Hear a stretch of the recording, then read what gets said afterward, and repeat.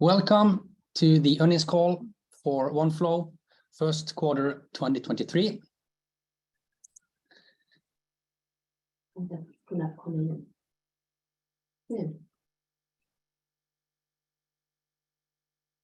beeper is not working here. Sorry. Okay, so my name is Hamnes.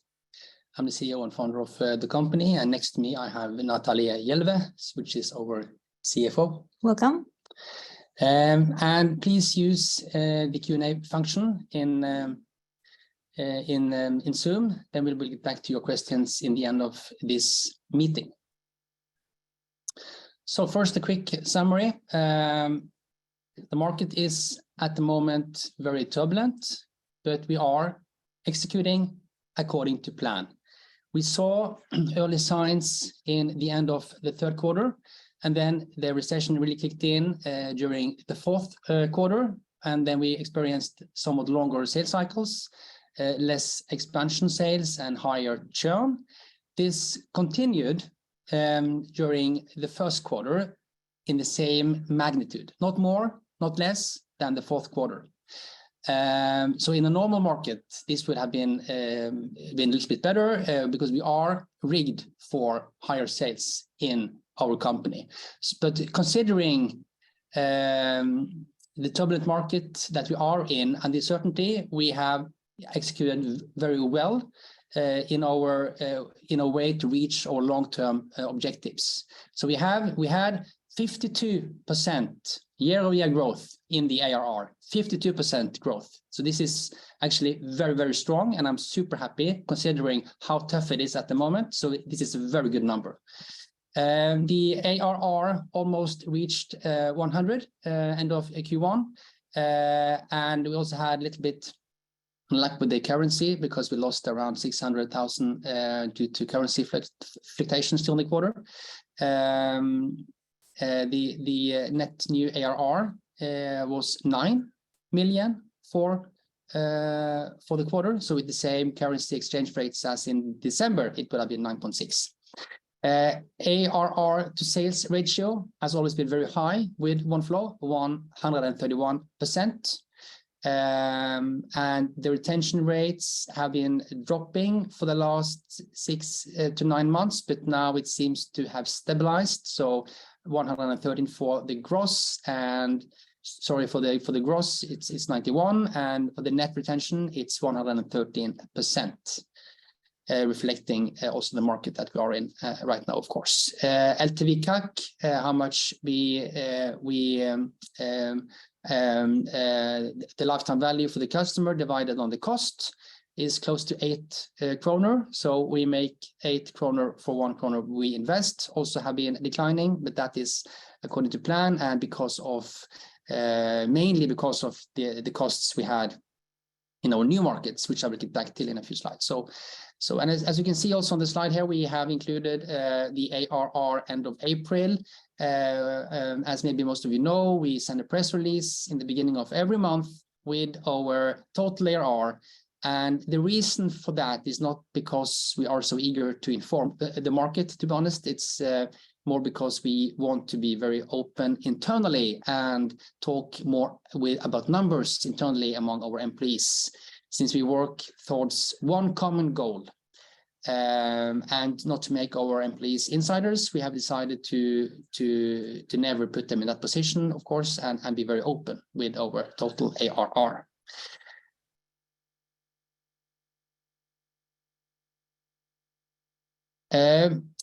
Before we go into more numbers, as always, I would like to just take the opportunity and talk about 2 slides to give you more, those that are new to Oneflow, a better understanding of what we are as a company. So we are an e-contract platform. We work with contracts for all departments and the whole process, an end-to-end solution for handling contracts.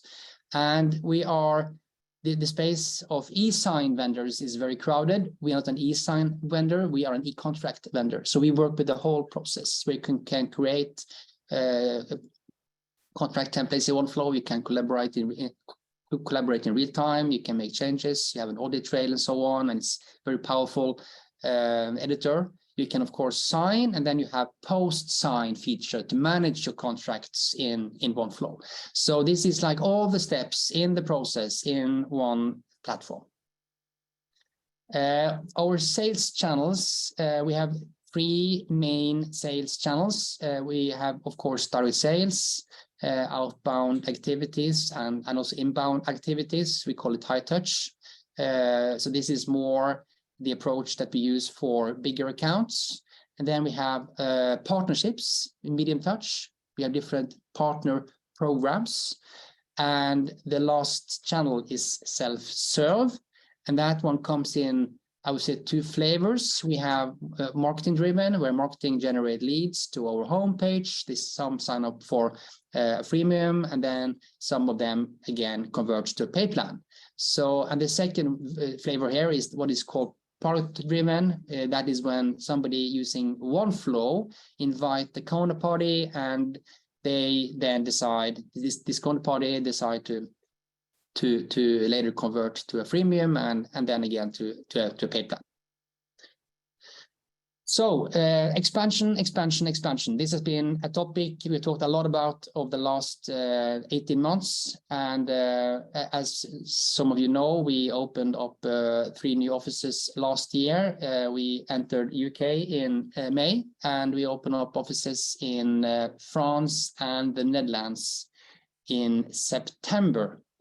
And every market is very unique. We have a unique playbook for every market. What works in UK don't work in Netherlands, and vice versa. So this is super actually interesting challenge for us to work with. And now we have learned a lot, sales are starting to kick in. We have had several bigger deals coming in now from these markets, which is super fun. And the development goes in line with our plan. We continue to invest in global expansion, but there is no plans for new offices this year, for sure. So now the full focus is on our current teams still. 32 countries, customers in 32 countries, paying. I think we have users in almost every country in the world, but paying is from 32 countries. We also have a small team in Sri Lanka with developers. Just want to run quickly through the main feature release highlights for this year so far. So in Q1, we launched AI Assist, which is based on the GPT technology. So our users can now improve their contracts and get inspiration. If you want a contract for whatever, you can just search for it, or you can search for a clause or whatever you need, and then we're going to make very good suggestions for you. So if you need an NDA, for example, or an employment agreement in any language, you can just describe what you need, and then boom, it's there. Integrations is one of our key focus area from the product, because it is very important to have super strong integrations. And we have a lot of integrations, but we focus more on having deep and very good integrations. So HubSpot, we had that for years, but we are constantly making improvements to every integration, including HubSpot. And we had some major releases also in Q1 in HubSpot. Folders, one of our strengths in Oneflow is that we have a very powerful archive. We launched folders in the quarter, which makes the archive even more powerful. There's a lot of stuff around the folders, but I don't want to go into that in this call. And we also launched last year a new editor, which is very much more powerful than the previous one. And during the first quarter, we added more stuff to be able to make our users be able to customize and brand the contract in better ways, like fonts and so on. A lot of stuff that we added during the quarter. In the beginning of this quarter, we even launched two-way sync for HubSpot, and we are at the moment the only e-sign / e-contract vendor that offer two-way sync for HubSpot, the only one. Super powerful. Push data back and forth between HubSpot and Oneflow. And we also launched a lot of stuff on the Pipedrive integration, which we have for years as well, but still deep integrations is very, very important for us. So we had custom data fields also supported in this quarter. And AI Assist is, we have extended this feature to include other parts of the system than only contracts. So now you can also use AI Assist for making emails and notifications and so on. Through the whole application actually. So that's a very powerful feature. During the first quarter, we lost around 600,000 SEK due to currency fluctuations, and it's mainly the Norwegian kroner which has slided. And actually, if you include April, the currency loss so far this year is close to 900,000. So as you can see from the graph to the right, we had a quite decent growth in the beginning or in the second and the third quarter of 2021. This is also because 1 year earlier was the beginning of the pandemic. So that's maybe so the growth rate we had back then was maybe a little bit higher than expected in the normal market, and the growth rate that we experience right now, which is 52%, is a little bit lower than expected in a normal market. But we don't expect this to be a trend. It is a little bumpy at the moment. But we will not accept this to be to continue to drop like it has over the last few quarters. One good news is that if you look at the churn on a month-to-month basis, we believe that the worst is over, and that the churn is about to find a floor. We had a few peak months in churn in the beginning of this quarter, in the beginning of first quarter, and also during fourth quarter. But for the last few months, we haven't been close to those levels. So it seems that the worst is behind us, which is a good news. Net new ARR.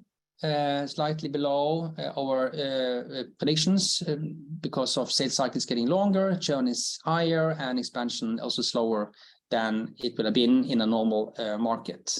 But again, it seems that churn is hitting a floor, that we're getting close to some kind of floor here, and also the currency effect is also important to have in mind.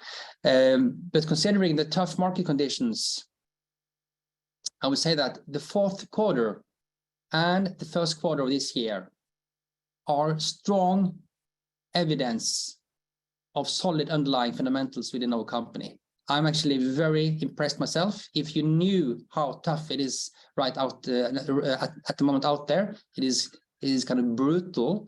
We are doing very well. And also, as I said on the summary slide, we have started to get some deals now from our new offices outside the Nordics, which is super fun. Yeah. Retention. Gross retention includes, of course, churn and downgrade, but not expansion sales. And if we include expansion sales as well, then we have net retention. So during Q4 and Q1 in absolute terms, the churn and downgrade doubled compared to the first 9 months of last year. And it's mainly smaller companies with a weak balance sheet that churned, and it's also larger companies that lay off people and they downgrade. To some extent. And again, churn is lower for the last few months. So it looks like the peak months are behind us and we're hitting a floor. Retention rates will pick up again as soon as underlying market fundamentals improve. We see, by the way, no other factors than the economy causing downgrades and churn.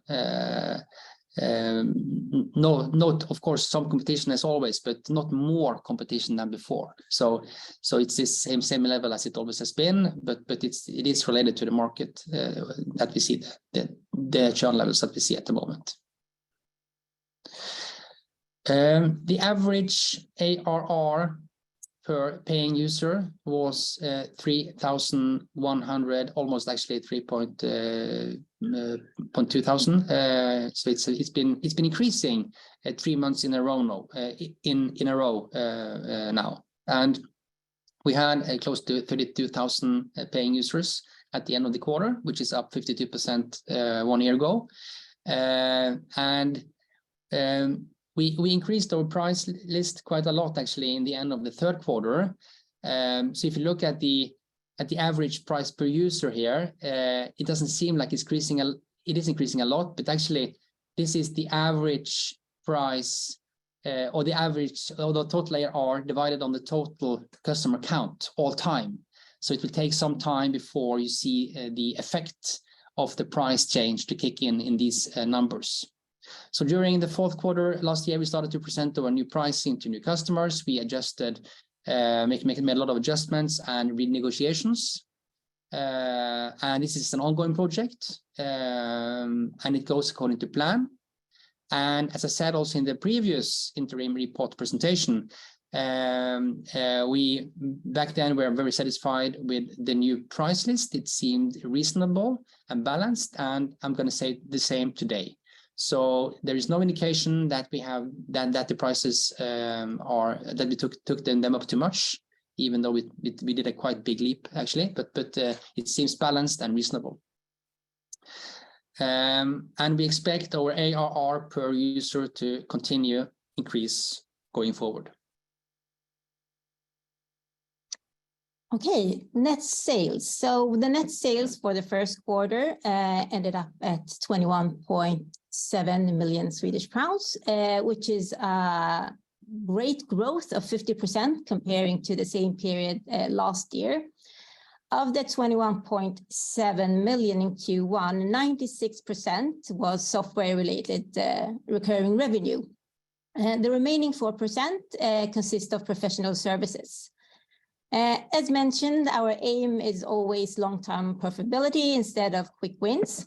And we have invested a lot in our product and our platform, which is a very intuitive platform, and it enables self-services. And this is also demonstrated in our strong ARR net sales ratio, which ended up in Q1 at a level at 131%. Looking at our net sales outside of Sweden, it continues to grow, ending up at a percentage of 28% for Q1. And what I wanted to lift here is if you compare it to the Q4 last quarter, which also was 28%, we had a one-time non-recurring revenue in Q4, which was quite large. So if we would take that away from the calculations, we would have ended up in Q4 around approximately 27% of growth. And now in Q1, we have 28. So we continue to grow the net sales outside of Sweden.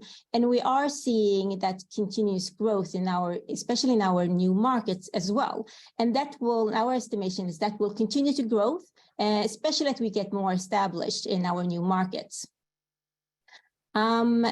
So currently, as Anders mentioned, we have paying users in 32 countries, and the aim is always to extend that and go into more users in more countries.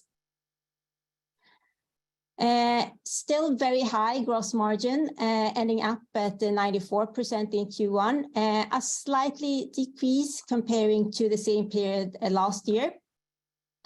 Looking at the cost of service, sold expenses, it mainly for us contains of sales commission to partners.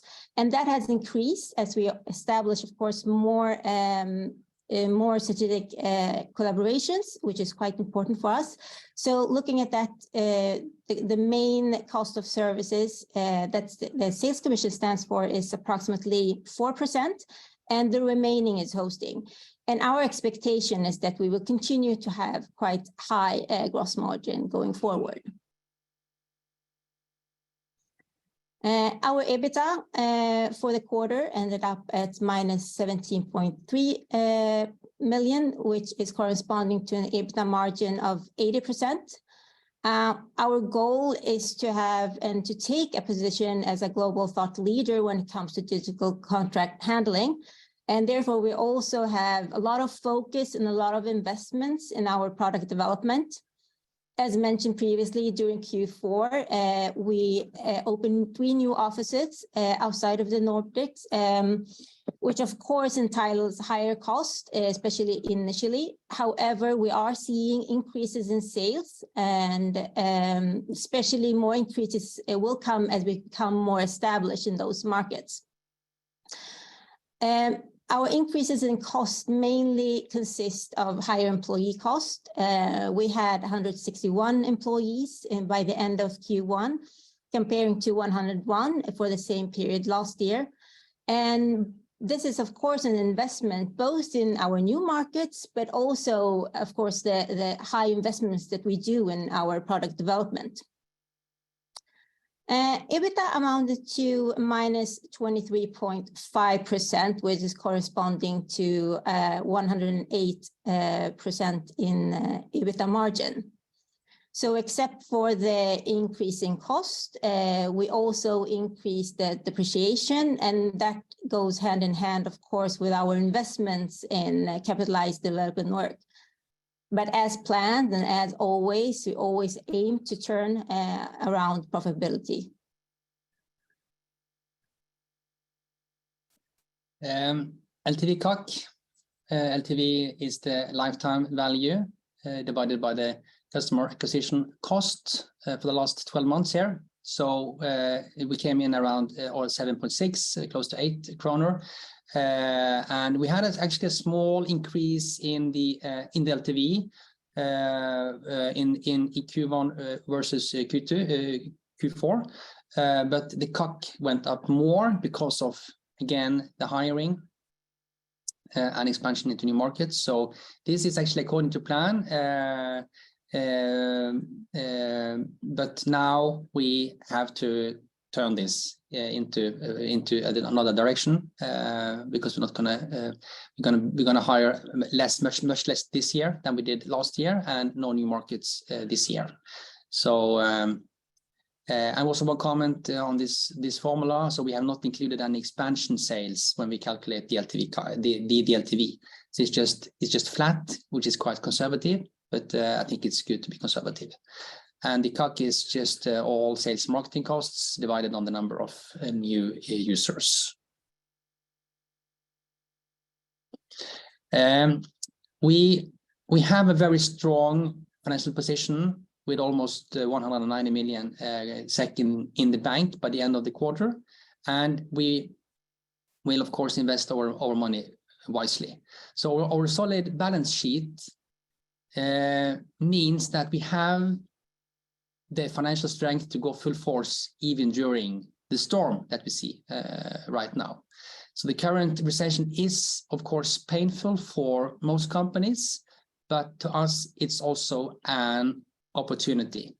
It might become easier to attract top talents going forward, and there also might be opportunities along the road when it comes to other companies and new markets. We'll see. We have an optimistic approach. So all this combined with a highly competent team and a very strong company culture, a scalable product that's top notch in the market space, delivering to the most demanding customers, put Oneflow on a rock solid position. So in times when companies put greater focus on cost reductions, Oneflow is strongly positioned to offer a critical need to have product sold at a low cost with a high return on investment.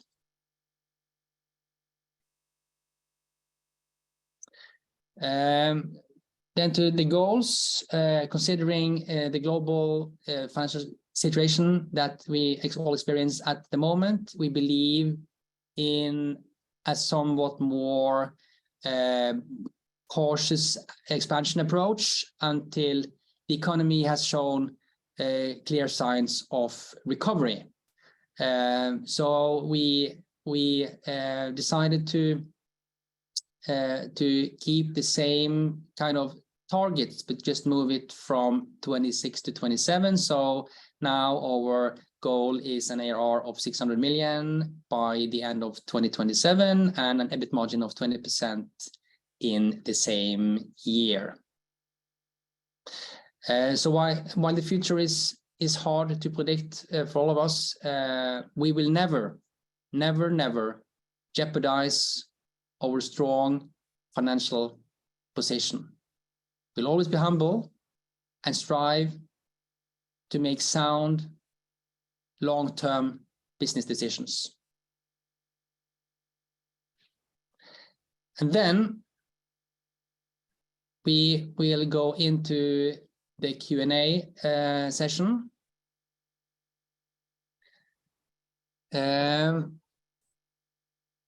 Is it to me or to you, Natalie? I can read the questions.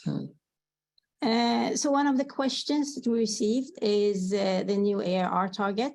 How do you see the shape of the growth curve until 2027? Yeah, that's a good question. So we have not disclosed those numbers, as obviously as you know, and we don't want to do that. We don't want to open that door. It's already complicated with this, to be transparent, because we are. If you compare Oneflow to other companies in the space, we are pretty transparent with other numbers, but I think it's good if we are consistent here and don't open any new doors. We might open that door at some point, but then it's going to be more thought through. So, of course, when we communicate a target, it would, I mean, for any company communicating a target, it would be wise to have a buffer, of course, just on a general note to that one. Okay, another question that we received is regarding OpEx growth. So we added 50 more people in Q1. What's the plan for new hires in the rest of 2023? Will you, maybe? Yes, of course. I mean, we do have a hiring pipe. We do have talent that's needed, special talent that's needed, and we'll continue to do those recruitments going forward. But of course, we are being cautious with our cost. We are being cautious with our spend. But there are some roles that, of course, is very necessary to hire to make sure that we reach our our financial goals, long-term goals, of course. Yeah. So we will continue to hire, but with that said, we are being cautious. Yeah. So when we set our initial targets in Q1 last year, that was of course based on a lot of assumptions, and we have and a main assumption is of course the headcount, and we have during the last 6-9 months sliced our headcounts projections several times. So we are, as Natalie said, going to do a few more hires this year, but far from to the same extent as before, and it's more niche roles where we just need to have some cover. Focus now is that we need to bring this company into profitability. I mean, when you decide to go public, you also decide to not burn money for the next 5 years. And we made a decision that we would like to make this company profitable within relatively a few years. So we're not going to continue to hire like we have done in the past. Yes, another question is regarding our international offices. So when do we expect the international offices to contribute in a more tangible way? Yeah, of course, tangible is a definition. I mean, they already did actually in Q1. We had a few really big deals in Q1 coming in, and you should expect that this year. So I mean, the teams now have been onboarded for quite some time. Of course, it takes time to build a brand. It takes time to, for some, it takes time to get up on and roll as a sales rep. It's a new market. I mean, we have to tell them first what Oneflow is before we can talk about the product. When we call somebody in France, for example, so there's a little bit more friction, but still, now we expect to start closing deals, and we already done that. So this year. We have one final question here, and it's regarding the market turbulence. Can you talk a little bit more about what gives rise to the market turbulence, and is it the same across customer groups? And how are your competitors reacting? So what gives rise to this market turbulence? Do you understand that question, Natalie? I think they mean what is the cause? I think that is external cause. We don't have any turbulence in Oneflow. There are not any internal things that's like wobbling. It's all external, as we all know about. Yeah. And it's the same. And is it the same across customer groups? Well, that's a good question. Of course, there are differences. I mean, some branches are hit tougher than others. Like we saw in the pandemic, I mean, the traveling and hotel business, it took a big beat, and now in this crisis, there are also differences within the branches, but we don't want to go into. I mean, we of course have an ICP, ideal customer profile, we follow in each market, and it's also a little bit different actually across different markets. But we don't want to open up that door and talk about our ICP. That's too detailed. And how are your customers reacting? Sorry, your competitors reacting. I mean, the competitive landscape today is like it was 6 months ago and 12 months ago and 2 years ago. I would say it's the barriers to enter this space is getting higher and higher, because so if this is some kind of competition, then the dancers are already on the floor. I don't expect any new participants in this competition, and there is a lot of players in the field, but I would say 95% of them are very uninteresting. Easy match, to be a little bit frank. So, but there are a few that's tougher, which is good, which we like. But there are no like changes in the competition, I would say, during the last year. Okay, we got a question regarding our ARR update in April. Was there any deals pushed from April? So actually, we don't comment on the monthly updates we do. We only push a very the number to be able to talk about it internally. But what I can say is that obviously April is always, I mean, you have the Easter in April, so it's actually a 3 month, between 2 and 3 month weeks in the month.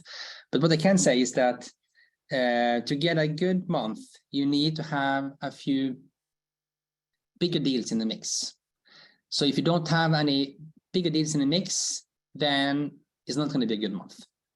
And it is very bumpy between months in a quarter.